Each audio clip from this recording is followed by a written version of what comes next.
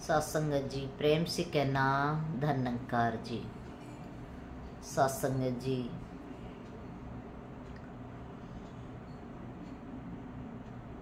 सद्गुरु माता जी की कृपा से आज हमको ये भक्ति प्राप्त हुई,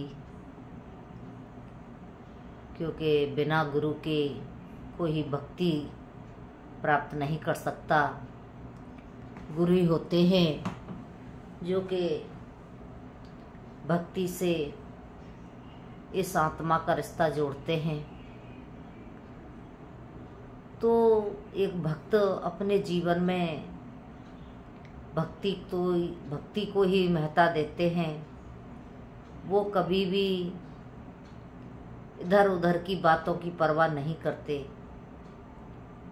जैसे फूल होता है बगीचे में, वो खत पतवार की परवाह न करके कितने भी उसके आसपास में अनेकों घास कूड़ा खड़ा रहता है, लेकिन वो किसी की परवाह नहीं करता और वो बढ़ता रहता है और एक फूल बनके फिर वो महकता रहता है।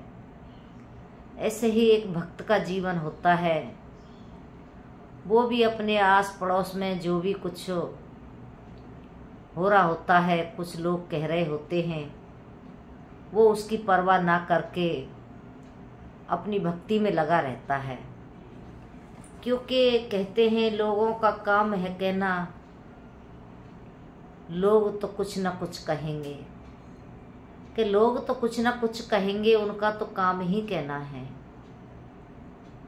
कोई कहता है बड़े सत्संगी बन रहे हैं, कोई कहता है बड़े भक्त बन रहे हैं, कोई कहता है बड़ा ज्ञानी बन रहा है, कोई कहता है कहाँ जाके फंस गया है,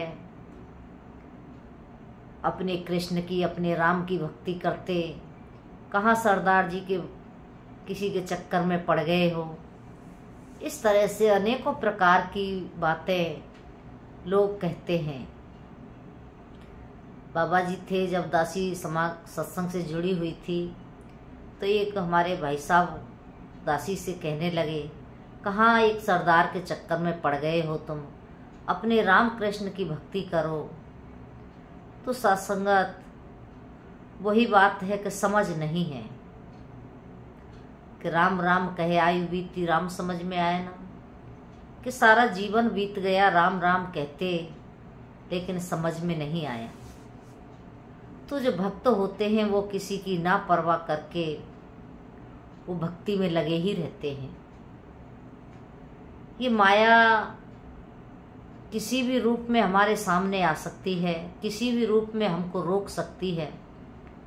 कभी बच्चों के रूप में, कभी पति के रूप में, कभी पत्नी के रूप में, तो कभी हम सत्संग के लिए तैयार होते हैं, कोई गेस्ट आ जाता है, उसके रूप में ये माया हमारे सामने अनेकों प्रकार के बंधन डालती है। क्योंकि कहते हैं कि एक पत्नी होती है, अपने पति के पास किसी को नहीं आने देती। तो ऐसे ही ये परमपिता परमात्मा है, माया इसके पास जाने नहीं देती। ये अनेकों रूप बना बना के हमको रोकती रहती है। कभी कभी तो हमारा मन ही माया का रूप ले लेता है। इसमें ही ऐसी उलझन आ जाती है, मैं सत्संग में जाऊं या ना जाऊं, इस तरह से ये हमको उलझा देती है। तो संतों महापुरुषों, हमने सत्संग के साथ हमेशा जुड़े रहना है, क्योंकि सत्संग से विवेक होता है, सत्संग से समझदारी आती है, सत्संग से ज्ञान आता है। और जब वो ज्ञान आता है तब इंसान को समझ आती है कि मेरा जो जीवन है ये किस लिए मुझे मिला है। तो इसी तरह एक बार भ्रम हो गया,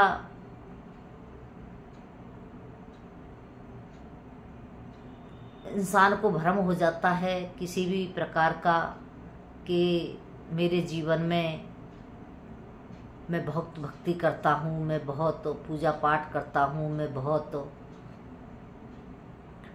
पुण्य दान करता हूँ। अनेकों प्रकार के भ्रम होते हैं। तो ये भ्रम जो होते हैं हमको फिर हमारे सही रास्ते से हमको भटका देते हैं। कहते हैं कि रास्ता तो सद्गुरु बताते हैं और उस रास्ते पर चलने के लिए हमको कहीं न कहीं किसी न किसी का सहारे की जरूरत होती है। तो भक्ति मार्ग पे सद्गुरु हमको लेके जाते हैं, भक्ति मार्ग पर सद्गुरु हमें चलाते हैं। सद्गुरु हमको दिखाते हैं कि गुरु दिखावे गुरु मनावे, गुरु ही प्यार सिखाते हैं। तो जब सद्गुरु हमको ये समझाते हैं कि भक्ति किस तरह से करनी है, तब हमको समझ में आती है। अन्यथा तो इंसान भ्रमों में ही पड़ा रहता है और इस तरह के भ्रम हो जाते हैं मन में।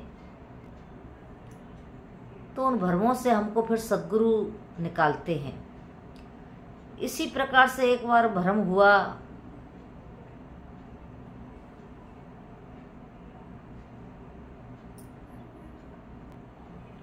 बख्श लेना। तो भ्रम हुआ, तो जब हम भ्रमों में फंसते हैं, गरुड़ जी को जब भ्रम हुआ, तो जब गरुड़ जी श्री रामचंद्र जी महाराज रावण के साथ युद्ध कर रहे थे, तो उनको नाग फांस में बांध दिया गया और नाग फांस में बांध करके उनको बेहोश कर दिया गया। वो मूर्छित होकर के दोनों भाई पड़े हुए थे। तो अब कहने लगे कि इस नाग फांस को कौन खोल सकता है। तो बताया गया कि इसको सिर्फ गरुड़ जी खोल सकते हैं और कोई नहीं खोल सकता। तो हनुमान जी गरुड़ जी के पास जाते हैं, जाकर के कहते हैं कि आपको राम की सेवा में जाना है। कहने लगे राम की सेवा में तो मैं हाजिर हूँ, जब चाहे मुझे ले चलो। लेकिन सेवा क्या है? कि सेवा यह है कि रामचंद्र जी महाराज प्रभु राम नाग फांस में फंसे हुए हैं और उनको खोलने के लिए आपको जाना है। तो गरुड़ जी सोचने लगे कि मैं राम जी को खोलूँगा? राम तो 3 लोक के मालिक हैं, सारी सृष्टि के चलाने वाले हैं, सारी सृष्टि के बंधन तोड़ने वाले हैं। मैं उनके क्या बंधन तोड़ूंगा, मैं उनको क्या खोलूंगा? कि नहीं, आप ही उनको खोल सकते हो। तो वो आते हैं और देखते हैं कि दोनों भाई मूर्छित पड़े हुए हैं। तो गरुड़ जी जब नाग फांस को खोलते हैं, नागों को अपनी चोंच से उनके बंधनों को तोड़ते हैं, खोलते हैं, तो उनको भ्रम हो जाता है। वो सोचने लगते हैं कि ये कैसे भगवान है, कैसे अवतार है, जो कि एक नाग की फांस में फंस गए और इनको मुझको बुलाना पड़ा खोलने के लिए, मुझे आना पड़ा। तो उनको भ्रम हो गया। अब इसी शंका को लेकर के वो महादेव के पास पहुंच जाते हैं। कहते हैं महादेव, मेरी उलझन की मुझे उलझन है, मेरी समस्या का समाधान करो। कि क्या समस्या है? कि समस्या यही है कि मैंने सुना है कि ये रामचंद्र जी महाराज हैं, ये अवतार हैं विष्णु के, और ये सृष्टि के पालनहारे हैं, सृष्टि के रचयिता हैं। लेकिन ये इस तरह से नाग फांस में फंसे हैं और इनको मैंने खोला है। ये कैसे हो सकता है? ये कैसे भगवान हो सकते हैं? तो अब उधर महादेव समझ गए कि गरुड़ को अभिमान हो गया है। तो उन्होंने कहा कि आप ब्रह्मा जी के पास जाइए। ब्रह्मा जी के पास जाते हैं, वहाँ अपना प्रश्न रखते हैं। कहते हैं कि ब्रह्मा जी मुझे बताइए, कैसे 3 लोक के मालिक हैं, कैसे राम हैं कि जिनके बंधन मैंने तोड़े हैं, मैंने खोला है इनको, ये नाग फांस में बंधे हुए थे। अब उधर ब्रह्मा जी भी समझ जाते हैं कि इनको तो अभिमान हो गया है कि इन्होंने प्रभु राम को खोला है। कहने लगे कि आपकी समस्या का समाधान मैं नहीं कर सकता, आप पर्वत पर जाइए और जाकर के वहाँ सत्संग सुनिए। कागभूषुंडी जी से मिलिए। तो कागभूषुंडी जी से जब मिलते हैं, पहुंचते हैं उनके पास में, और जैसे जैसे वो सत्संग में प्रवेश करते चले जाते हैं, उनके सारे भ्रम टूटते चले जाते हैं। कागभूषुंडी जी अपने राम की कथा उनको सुनाते हैं, और जब वो रोज नित्य प्रतिदिन राम की कथा सुनते हैं तो फिर सुनते सुनते उनके सारे भ्रम खत्म हो जाते हैं। कागभूषुंडी जी ने समझाया कि गरुड़ जी, ऐसा ही भ्रम मुझे भी हुआ था। मैंने भी शंका की थी प्रभु राम पर, क्योंकि मैंने उनको देखा कि रोटी खा रहे थे, तो एक रोटी का टुकड़ा मैंने उठाया तो वो रोने लगे। तो मेरे मन में शक पैदा हो गया कि कैसे राम हैं, कैसे अवतारी पुरुष हैं कि रोटी मैंने उठाई तो ये रो रहे हैं, और फिर मैंने उनको दे दी, छोड़ दी तो फिर हंस रहे हैं कि एक रोटी के टुकड़े के लिए ये किस तरह से विलाप कर रहे हैं। तो मेरे मन में भ्रम हो गया। तो मैंने उनकी परीक्षा लेने की कोशिश की, तो मैं उनके मुंह में घुस गया। जब मैंने अंदर देखा तो वही सब कुछ अंदर है, वही बाहर है। और फिर जब मैं बाहर निकला तो मैं उड़ने लगा रोटी लेकर के, तो रामचंद्र जी महाराज मेरे पीछे भाग रहे हैं, और मैं भगते भगते थक गया। लेकिन वही 2 फुट की दूरी मेरी रामचंद्र से बनी रही। तो जब मैं थक गया, मैंने देखा कि ये तो मेरा पीछा ही नहीं छोड़ रहे हैं, तो मैं थक करके नीचे गिर गया। तब उन्होंने मुझे इस प्रभु परमात्मा का ज्ञान समझाया। तब मुझे समझ में आया कि वाकई में ये सारी सृष्टि के मालिक हैं, सारी सृष्टि के रचयिता हैं। मुझे भ्रम हो गया था। तो संतों महापुरुषों, इस प्रकार के भ्रम हमारे अंदर भी हैं कि हम भी कभी कभी सोच लेते हैं रोज सत्संग में जाके क्या करेंगे, वही बातें होती हैं, वही भजन होते हैं, वही विचार होते हैं। रोज रोज क्या गुरु के दर्शन करेंगे, वही सतगुरु हैं। तो बहुत से तो लोग यही कह देते हैं कि ये कैसे सतगुरु हो सकते हैं।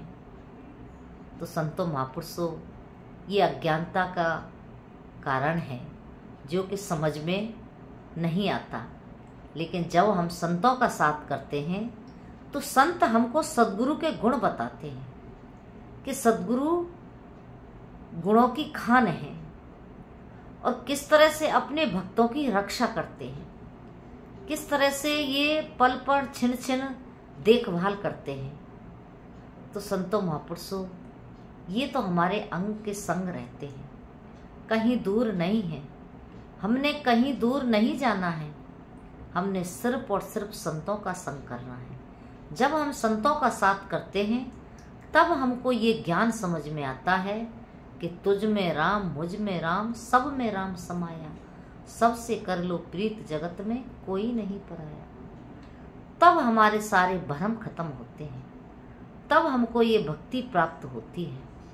तो संतों महापुरुषों, हमने गुरु के चरणों में लग करके इस ब्रह्म प्रभु परमात्मा को जान करके भक्ति करनी है। जो जाने सो देव जनाई, तुम्हें जाना तो तुम्हें हो जाए। कि जो जानता है वही तो जना सकता है इस प्रभु परमात्मा ब्रह्म को। जो जानता ही नहीं तो वो क्या जनाएगा? वो तो हमको बहकाएगा, अनेकों बात बताएगा, ये करो, वो करो, पूजा करो, पाठ करो, मंत्र का जाप दे देगा, मंत्र का जाप करो, लेकिन परमात्मा का दर्शन नहीं करा सकता, क्योंकि उसने खुद नहीं किए तो हमको क्या कराएगा। इसीलिए कहते हैं अधूरा ज्ञान हमेशा हानिकारक होता है। इसलिए संतों महापुरुषों, पूरे ज्ञान की जानकारी पूरे सद्गुरु से मिलती है। कृष्ण भगवान ने अर्जुन को जब ज्ञान दिया तो यही कहा कि अर्जुन, मेरे जानने वाले के पास जाओ, जो मुझे तत्व से जानता है। जो जानता है वो तत्काल मेरा ज्ञान दे करके मुझे जना देगा। जो नहीं जानता है वो आपको भ्रमों में डाल देगा। तो संतों महापुरुषों, आज समय के सदगुरु के पास जब कोई भी आता है, ये सीधा ही रिश्ता परमात्मा से जोड़ते हैं, इस निरंकार से जोड़ते हैं। और जब इसके साथ रिश्ता जुड़ता है तभी आत्मा का कल्याण होता है, तभी आत्मा को मुक्ति मिलती है, तभी ये सारे भ्रमों से बाहर निकलती है। इसको इतने भ्रम लगे हुए हैं कि तन मन धन मेरा है, ये इस भ्रम में रहता है, लेकिन इसका कुछ भी नहीं है। सद्गुरु समझाते हैं, तेरा तुझ में कुछ नहीं, जो कुछ है सो मेरा। कहते तेरा तुझ में कुछ भी नहीं है, जो कुछ भी है सब मेरा है, मैंने तुझे दिया है, बरतने के लिए दिया है। फिर आगे जब भक्त को इस चीज का ज्ञान होता है तब फिर वो कहता है, मेरा मुझ में कुछ नहीं, जो कुछ है सो तेरा, तेरा तुझको सौंपिए तो क्या लागे मेरा। तब उस बात को समझ लेता है संत, तब ये बात कहता है, न अन्यथा तो कहते हैं सब कुछ मेरा ही है। आओ संतों महापुरुषों, सद्गुरु के चरणों में यही अरदास प्रार्थना कि हम सेवा सुमरण सत्संग हमेशा करते रहें, सद्गुरु के चरणों में जुड़े रहें। समागम आने वाला है, 77वां समागम। सभी संतों महापुरुषों ने बढ़ चढ़ के समागम में जाना है, सद्गुरु के दर्शन करने हैं, सद्गुरु के आशीर्वाद प्राप्त करने हैं। और यही शुभकामनाओं के साथ दासी आपसे क्षमा चाहती है। और शब्दों में बहुत ऊंच नीच हो गई आज दासी के, बख्श लेना, माफ़ कर देना, प्रेम से कहना, धन्यकार जी।